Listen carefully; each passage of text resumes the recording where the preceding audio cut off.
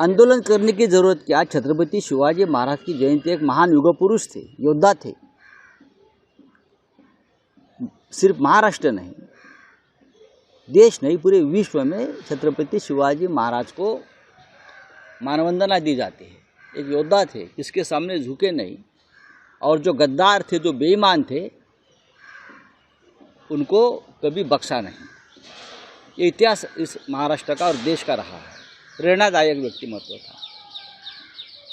उनकी लड़ाई औरंगजेब से हुई, और भी मुगल या और राजाओं से हो गई देश के लिए, स्वराज्य के लिए। महाराष्ट्र में औरंगजेब की कब्र जरूर है। मैं मानता हूँ ये मराठों की एक शौर्य का स्मारक है। इतिहास को पता चलना चाहिए आने वाली पीढ़ियों को कि महाराष्ट्र किस तरह से छत्रपति शिवाजी महाराज और मराठे आक्रामक जो थे उनसे लड़ते रहे, लेकिन वो जो आक्रामक थे वो महाराष्ट्र के ऊपर, शिवाजी महाराज और मराठों के ऊपर विजय नहीं प्राप्त कर पाए। उनकी कब्र इस महाराष्ट्र में बनानी पड़ी। ये इतिहास है, ये इतिहास वैसा ही रहना चाहिए। लेकिन कुछ लोग अब नए नए हिंदुत्ववादी पैदा हुए हैं, नए नए मुल्ला है, हाँ, ये नए नए लोग हैं, उनको क्या इतिहास का पता है। कोई उनको चाबी मारता है।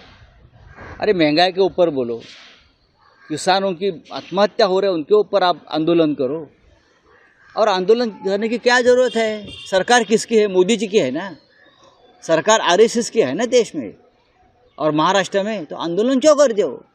ऊपर से एक फरमान आदेश निकालो और हटाओ कब्र। किसने रोका है फडणवीस और मोदी जी को? रोका तो नहीं है ना किसने। ये आंदोलन का नाटक बंद करो, लोगों को बहुत तकलीफ हो रही है बाहर। चलिए, आज के संपादक की औरंगजेब की खबर को लेकर जो लोगों की भूमिका है वही हमारी नहीं, लोगों की कोई भूमिका नहीं है, और एकनाथ शिंदे की भी कोई भूमिका नहीं है। या अमित शाह की भूमिका है। एकनाथ शिंदे बोल रहे हैं। एकनाथ शिंदे जी की क्या भूमिका हो सकती है उसमें?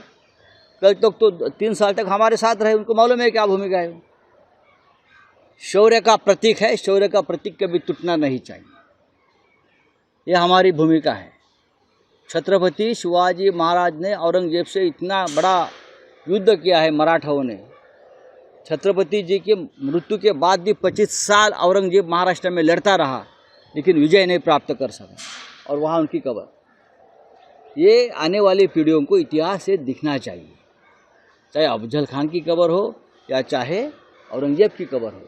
अगर इतिहास कोई समझने को तैयार नहीं तो इतिहास के शत्रु है, दुश्मन इतिहास के। तो नितिन गडकरी ने ये कहा है कि जो जात की बात करेगा उसे लात मारो। मैं गडकरी साहब के इस बयान का स्वागत करता हूँ।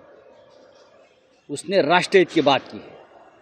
इस देश के भाजपा के पूरे कुनबे में और सरकार में एक ही नेता ऐसा है जो इस प्रकार की बात करने की हिम्मत दिखाते हैं। और ये जो बात है गडकरी साहब की, इससे ही देश आगे बढ़ेगा। तो कल प्रधानमंत्री ने एक पॉडकास्ट किया लेक्स फ्रीडमैन को, उसमें उन्होंने कई सारी बातें कही आरएसएस को लेकर। नहीं, पॉडकास्ट के माध्यम से मोदी जी ने पाकिस्तान पर हमला किया है। चीन पर करो ना हमला, पॉडकास्ट और पाकिस्तान पर हमला पॉडकास्ट के माध्यम से। प्रधानमंत्री जी कमज़ोर लोगों पर हमेशा हमला करते हैं। हमेशा जो कमज़ोर कड़ी होती है उनके ऊपर हमला करते हैं। अभी पाकिस्तान पर हमले हो रहे हैं।